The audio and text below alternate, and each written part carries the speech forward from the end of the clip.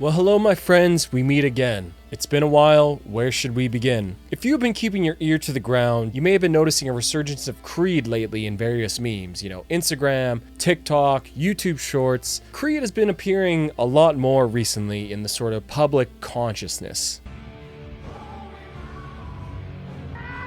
What was once one of the most widely hated bands, probably of all time. Hey, that sounds like Creed. I never thought I'd be happy to hear anything that sounds like Creed. Has since had this sort of resurgence and reemergence in popularity and maybe a reappreciation of the music that they have released over the years. So, what's going on here? A band which once had a #1 single, several top 10s, sold millions upon millions of records, and even won a Grammy, was, in just a few short years after the height of their popularity, disbanded and relegated to the likes of cultural cringe, which is a topic we will get to later. Creed gets thrown in over the years with they're always become things that get so big that then they kind of get put on a list of that it's not cool or something. Like Nickelback got put there, Dane Cook got put there. Yet, despite lingering in this sort of cultural cringe mocked area for nearly 2 decades, the rightful resurgence and appreciation of Creed has truly begun. And it's a little bit too overwhelming to deny anymore. One really only has to go into the comments of any Creed video or any video that features Creed at all and simply read them, and just to see how much this band is beloved by the people, including myself, who have maybe refound this band or were once fans way back in the day. And maybe you're just like me, where your recent appreciation for Creed has only really started in the last few years or so. So what's going on here? How exactly does a band go from winning a Grammy, being on top of the world, selling millions upon millions of records, touring the world, to then becoming a complete embarrassment? Nobody would ever admit they listened to Creed. To then, once again, full circle, coming to the point of nostalgia and appreciation. I mean, what's going on here? It's funny, I've talked about this before. I went from being on the cover of magazines with the headline, Scott Stapp is this summer's rock and roll savior, to the worst band of all time. This is what I'm going to be exploring in this video today. The genius of Creed, what made them good in the first place? And what made their music stand the test of time, and how did they become so popular again? I'll be going over exactly what makes Creed's music great, and what made it stand out in comparison to their contemporaries of that time, as well as what exactly made them cringe, and what are the cultural and mimetic forces which are driving the Creed resurgence.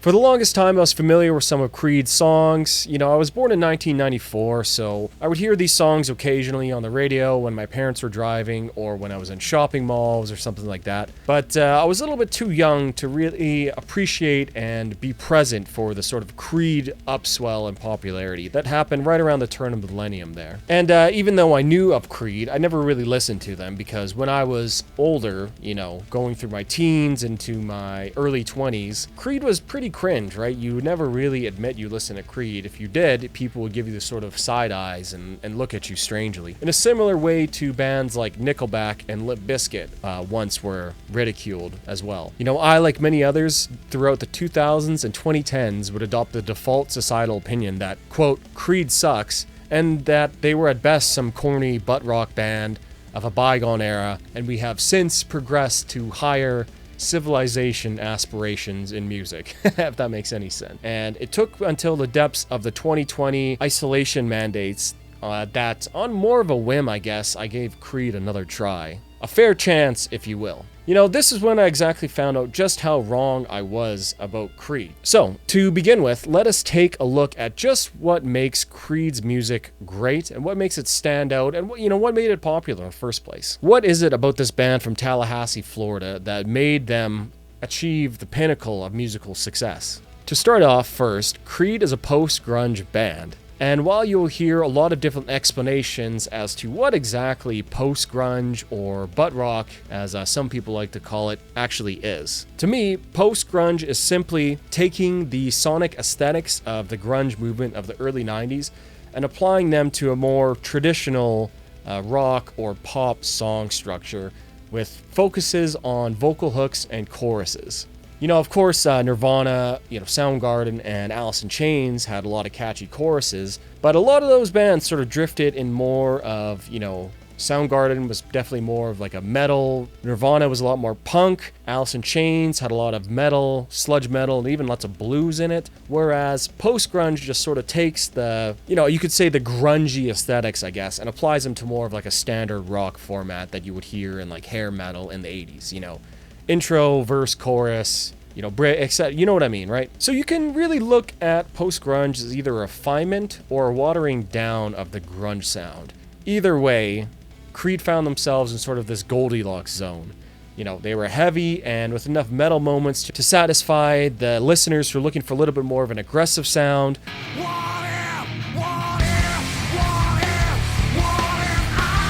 But with light enough moments and vocal hooks to appeal to a very, very wide audience of people.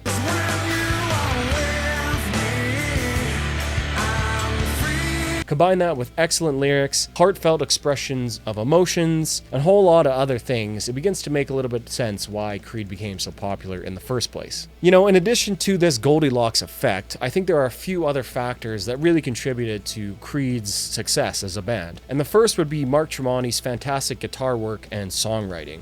Mark Tremonti is an absolute guitar legend in his own right, with several projects under his belt since Creed disbanded in 2004, notably his other band, Alter Bridge, which would also achieve lots of success and critical acclaim, and they are absolutely excellent. I love Alter Bridge. But, one thing is common between these two bands is that they both contain the fantastic guitar work of Mark Tremonti. In regards to Creed, one only has to listen to the amazing guitar intros in songs like What If,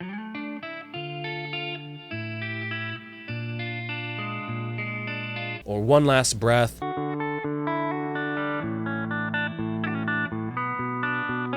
or With the Arms Wide Open to understand what I'm saying here.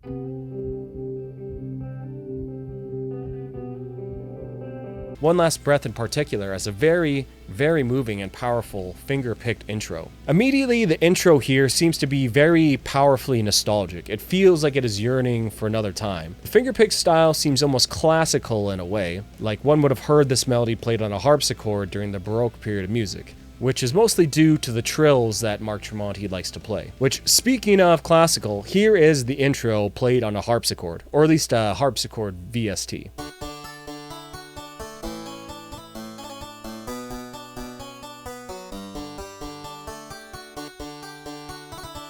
The song is played in the key of D major and follows the chord progression of D, A, B minor, and then G, or a 1, 5, minor, 6th, and 4 progression. Although this last G chord is actually a G5, but it serves the same function in the chord progression. This chord progression is taken right from the circle of fifths, which gives it its rather classical and bittersweet sound. In fact, this chord progression here is one of the most popular progressions in all of music. It does have a very bittersweet and longing feel to it. Here we can see that the movement from D to A is a perfect fifth, then from A to B minor. B minor is the relative minor of D major, so it fits in with the circle of fifths movement. Then from B minor, we are taken to G major, which is really G5, before again moving up one perfect fifth back to D major. I'm not going to teach you the circle of fifths here. There's tons of great content online if you'd like to know more, but in short, this movement of up and down 1 degree in the circle gives a very pleasing sound to the listener. And if you look, each chord from this progression is separated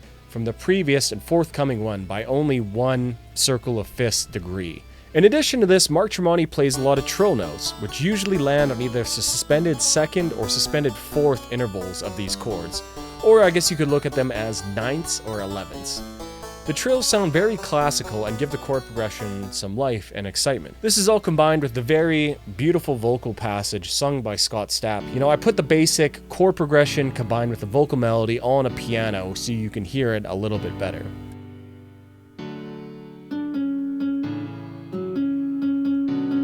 It is very gorgeous with Scott Stapp's vocal lines emphasizing the 7ths, 9ths, 11ths, and even the 6s of the chords played underneath.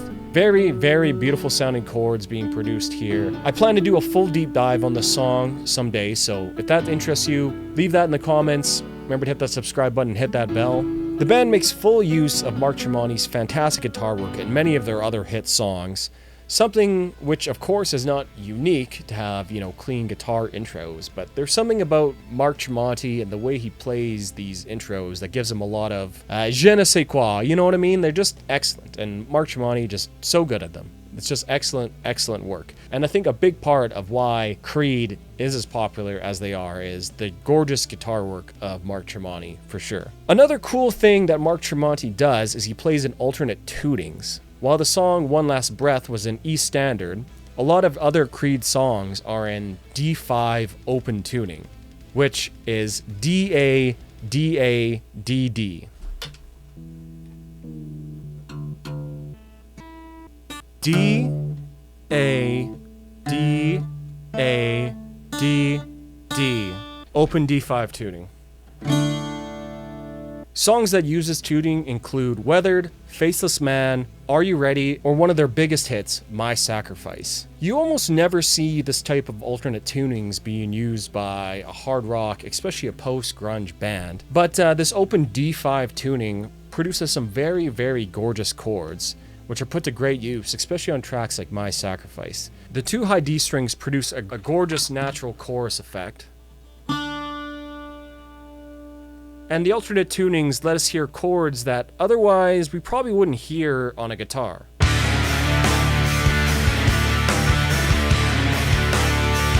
Yeah, the cool part about this tuning is that the bottom three strings are essentially just drop D. So you can still play those cool drop D power chords. But in songs like My Sacrifice, they use it to produce some very, very gorgeous sounding chords, including these ones.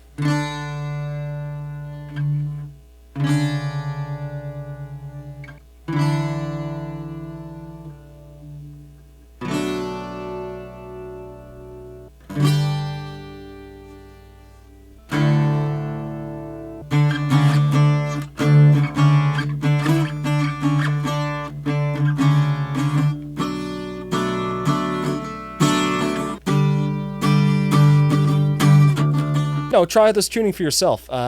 You can do it with a normal tuned guitar. It shouldn't break any strings. Another open tuning to try would be to tune the high E string back to E.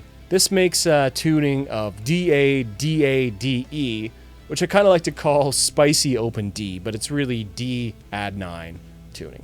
Try it out. Sounds really great. But enough about Tremonti. What about Scott Stapp? He is another reason, love him or hate him for Creed's initial success. First of all, it's very hard to deny that prime Scott Stapp was not a very good looking man. Having a great looking frontman to your band certainly helps out, and whether you like it or not, having someone that's very good looking in your band will give you a much better chance of success. It's an uncomfortable fact of life, but it's true.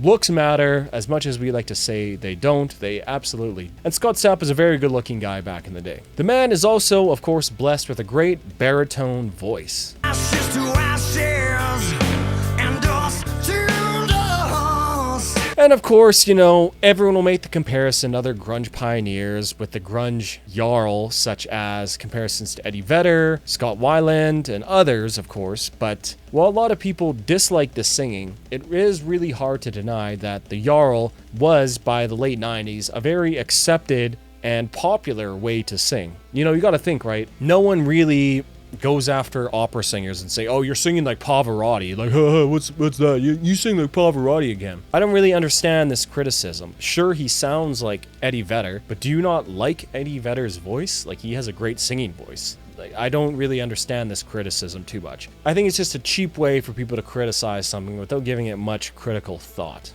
But yeah, the Jarl is definitely a very popular and accepted way to sing, especially in the late 90s, early 2000s. And it produces a very pleasing sound, in my opinion. I really like it, especially the more little nasally vowels really stand out above the more heavy instrumentation that goes on in the post-grunge bands. So, and he's, Scott Stapp's Jarl is very good. I like it a lot. He's got a great voice. And while Scott Stapp's Jarl has been mercilessly mocked for the last 2 decades, one cannot deny that his voice is good, and he is obviously a very talented singer as well. Able to deliver very delicate moments, such as those in Lullaby, One Last Breath, With Arms Wide Open, and What's This Life For?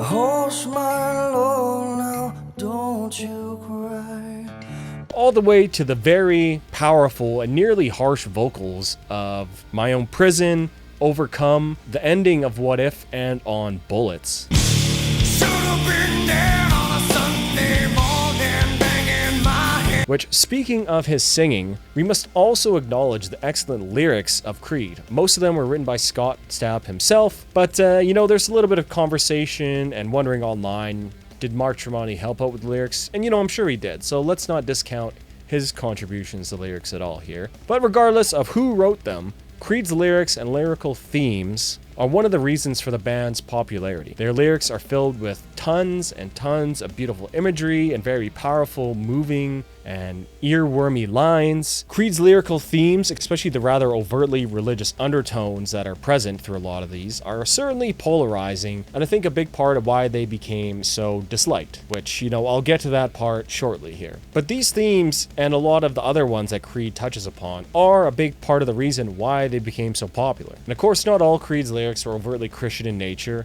but a lot of them were, and the band themselves will deny that they are a Christian band, so who's really to believe what here? You can only make up your own mind. These songs, while they're not like overtly Christian in nature, they're not worship songs by any measure, would of course offend the rabidly atheistic people of the late 90s, early 2000s who are just so against anything Christian in any way. And, can't really blame them for that, right? These lyrics were written in a way that even if one was, let's just say, a cultural Christian, one could appreciate and relate to these lyrics. Songs like My Sacrifice and Higher, while obviously containing a lot of Christian imagery, especially in the music videos, also evoke other images and feelings. Notably, My Sacrifice is a fantastic and beautiful ode to finding yourself again after coming out of a dark period in life, rediscovering yourself, and finding beauty in the things that you once enjoyed. Quote, "We've seen our share of ups and downs, how quickly life can turn around.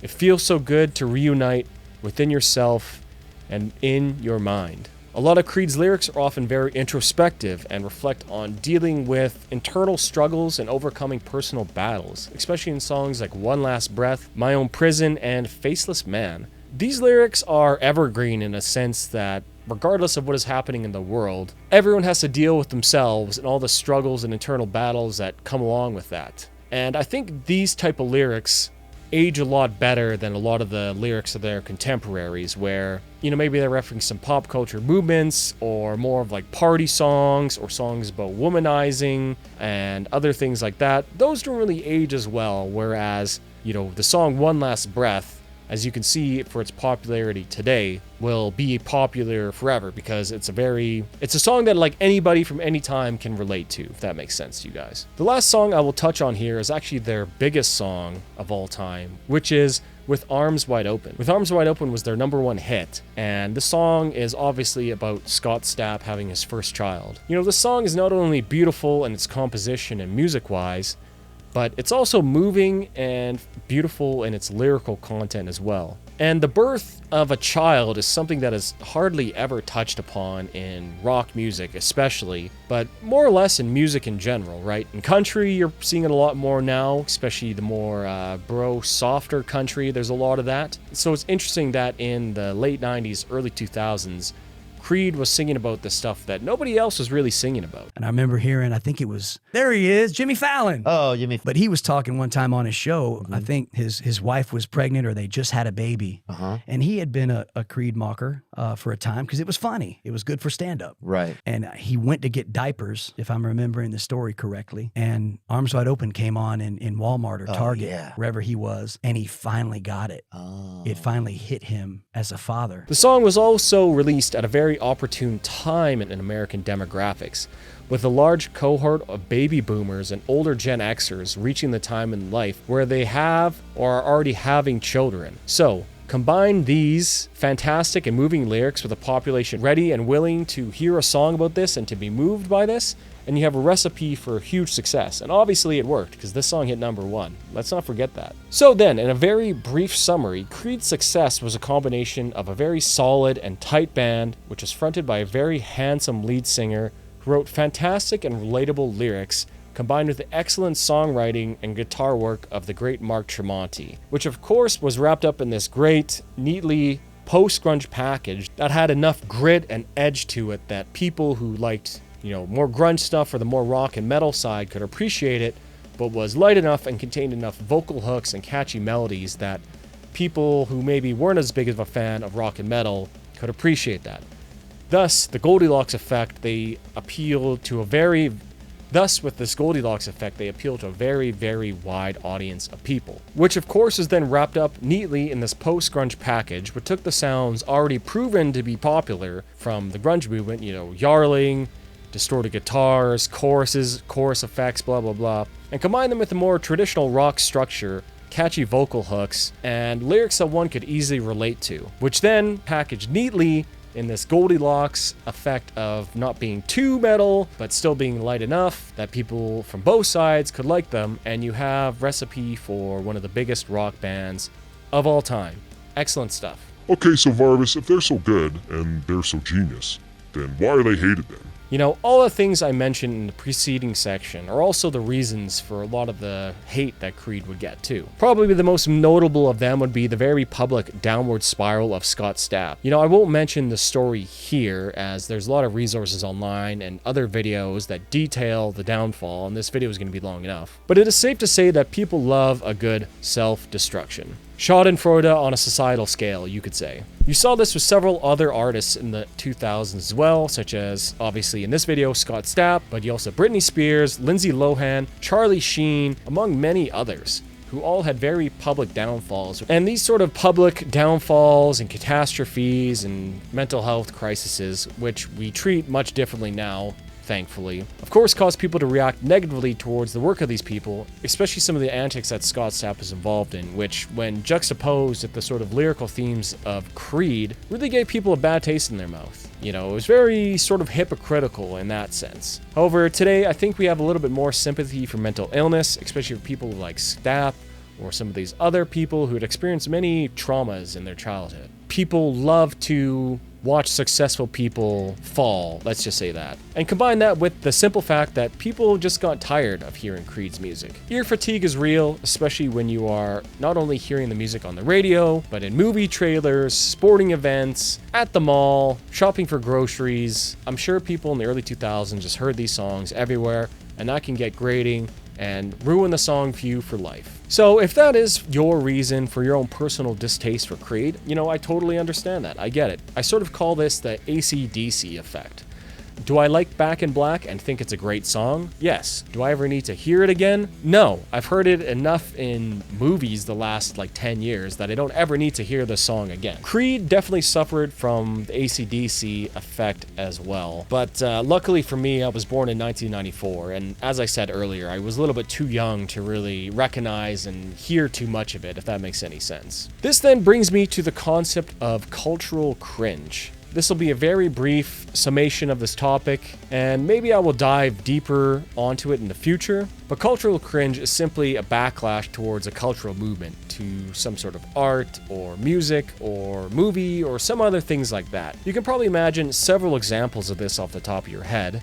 This seems to last for about 10 to 20 years, where the thing in question is culturally cringe, before nostalgia then takes over and people have a reappreciation for these things. This seems to last for about 10 to 20 years before nostalgia can overpower the cringe factor. We can see this strongly when periods of economic success are ended by some sort of economic crash. Think the dot-com bubble and nu metal, Black Monday and the early 90s recession with 80s party rock and glam metal. Today we can sort of see this with the hey-ho indie folk genres of the 2010s, and relevant to us today is the 2008 financial crisis and the 2000s post-grunge rock movements. Not to say that post-grunge didn't have its fair share of haters and criticism before this event, but you can sort of use it as a good societal marker. Essentially, related to a hangover. The party is over, and once we wake up, we look around and think, what were we doing? Oh my god. And Creed was certainly a victim of this, along with a whole other host of post-grunge bands. The whole genre received a collective write-off as society at large deemed it cringe, stale, out of date, and musically unworthy. Simply just not very good, I guess you could simplify that all down to. And usually during these times, only diehard fans remain liking these bands outwardly. This is, of course, where the concept of guilty pleasures come from as well. These people are usually mercilessly mocked and are often the butt end of many jokes. And the last thing I want to touch on here is the fact that Western culture, since let's say the early 90s, has really been drenched in irony and cynicism. Things need to be deconstructed, expectations need to be subverted, and genuine expressions of positive emotions are passé and of a bygone era, more or less. This too is its own video, but briefly, Creed's music was very emotionally genuine, you could say, and these genuine expressions of emotion, especially one towards a religious sense, became very like passé. People didn't really want to hear this, and they didn't think it was a worthwhile topic. You know, there are a lot of ways you can think about this, but I think you know what I'm trying to get at here, is our culture is sort of bathed in cynicism, and anything that expresses genuine emotion is usually mocked as out of touch or kind of cringe. You can see this a lot if you watch movies from, say, you know, the 80s, early 90s, maybe even up to like the mid 2000s. These movies usually didn't have any twists. The good guy was the good guy, the bad guy was the bad guy. There wasn't really much crossing over. Of course, this is all generalized, right? But you can sort of look at that in the same way where music like Creed, that was more of a happy and triumphant and genuine expression of religious passion, I suppose you could say. As the 2000s moved on in 2008, people became even more cynical than before, and things like this were just sort of written off completely. If you know what I'm talking about here, at least some other examples down below. But basically, it makes them sound just old and like a remnant of a bygone era. So combine all these factors together of a spiraling, hypocritical lead singer, extreme overexposure, cultural cringe for anything before 2008, and a culture bathed in cynicism. And then it makes perfect sense why Creed would become so ridiculed and denied by the public at large. The Creed resurgence. So then why has Creed made a comeback today? From Instagram Reels to TikToks to YouTube Shorts to various memes. Guess where you just got into? Cool Guy Zone. To an entire baseball team rallying with their songs, there's just a general reacceptance as the band as a good and relevant musical act. A reappreciation of the music, if you will. The main thing I see driving this resurgence, and of course this pains me to say as it confirms I am getting old, is 2000's post 9/11 nostalgia. And this nostalgia is real and is very strong. From Fruitiger Arrow to scene and emo cultures to DVD menus even, new metal, and of course post-grunge and Creed. This comes back again to my earlier statement on cultural cringe. Creed's first 3 albums are now all over 20 years old, as well as Full Circle turns 15 this year, so it seems that around 15 to 20 years is the amount of time it takes for society to digest something, mull it over, and then form a real judgment of the value of it. You know, for the longest time when I was growing up, nu metal was insanely trash-talked. No one would ever admit that they liked Limp Bizkit or Korn or even, you know, Nickelback and Creed. This was all just completely mocked. Like, people would trash talk you, call you various words that we don't use anymore. You know what I mean, right? But now, especially like nu metal and Korn and Limp Bizkit are experiencing a huge upswing in popularity, along with Creed and to a lesser extent maybe Nickelback. You know, and then on one hand, this of course is simply natural, and people who are 30s and in their 40s become more and more nostalgic to the culture of their youth, you know, in their late teens and 20s. But on the other hand, people like me in the mid 2020s who maybe don't have as much personal nostalgia for this time period, can kind of look around and maybe remember a little bit what was going on and think to themselves, I think we can safely say things were a lot better post 9/11, pre-2008. And there is just definitely a lot of nostalgia for this period now. You know, in the years since the early and mid 2000s, we have many significant economic crises, an extreme cost of living crisis, a worldwide crisis which lasted nearly 4 years, among many other troubling headlines. And of course, I don't need to go on, like, you have all lived through the same stuff I have, right? So you guys know. So of course, when looking back at the early 2000s, we begin to not remember all the crises and other stuff that was happening there, and the rose-tinted glasses come on, and people tend to drift back towards the things that they may have liked and reevaluate some of the other things that maybe they wrote off after the time period has ended, which of course Creed and post-grunge would be one of them. To me, it seems that the 2000s seem extremely carefree, with the hopeful and near religious belief that new and exciting technologies will lead us to the promised land. The 2008 recession had not yet destroyed the faith in the underlying system of many people yet. So all these feelings, memories, and nostalgia of this era gets transferred onto the music and culture of that time as well. And well, what was one of the biggest bands of this time period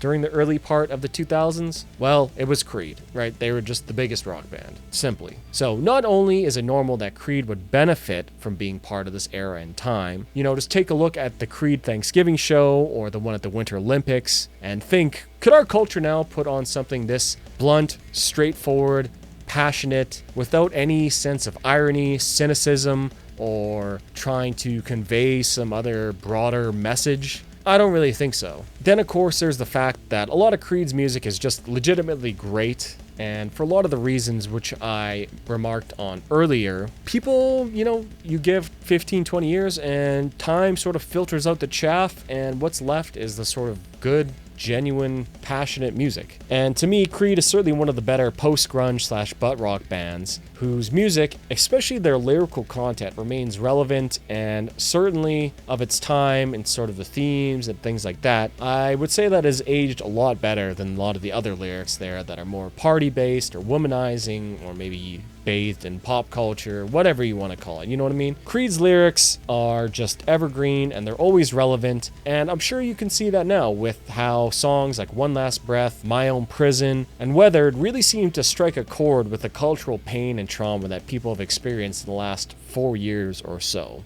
which I relate to a lot, especially in these songs. One Last Breath really seems to be Creed's biggest track, the one that resonates with the most people.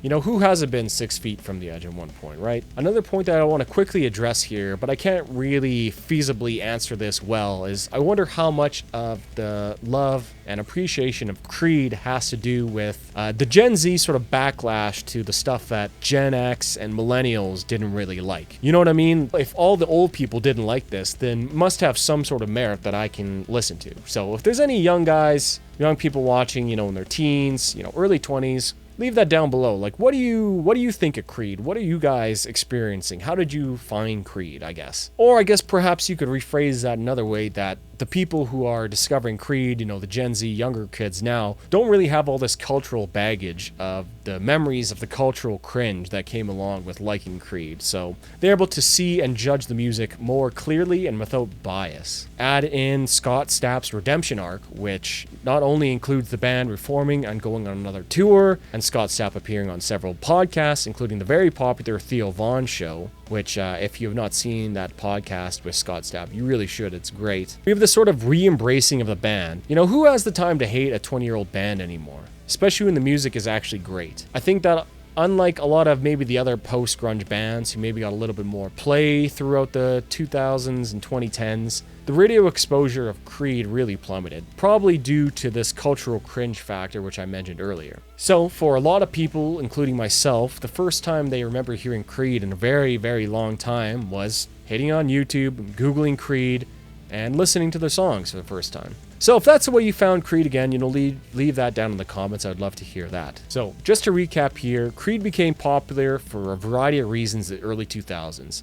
You had Scott Stapp, his great voice, Mark Tremonti's songwriting, relevant lyrics which appealed to a broad amount of people, Goldilocks sound, and just genuine, passionate, great music, which then, due to overexposure and the concept of cultural cringe, they became widely ridiculed during pretty much all of the 2010s, and now, as most things do, is experience a resurgence in popularity due to nostalgia and a re-acceptance of a band's music, a cycle which we are sure to experience again and again as time goes on. The next benefactors of this in the rock and metal world will probably be late 2000s, early 2010s metalcore, and honestly, we'll probably start seeing gent nostalgia soon anyways, right?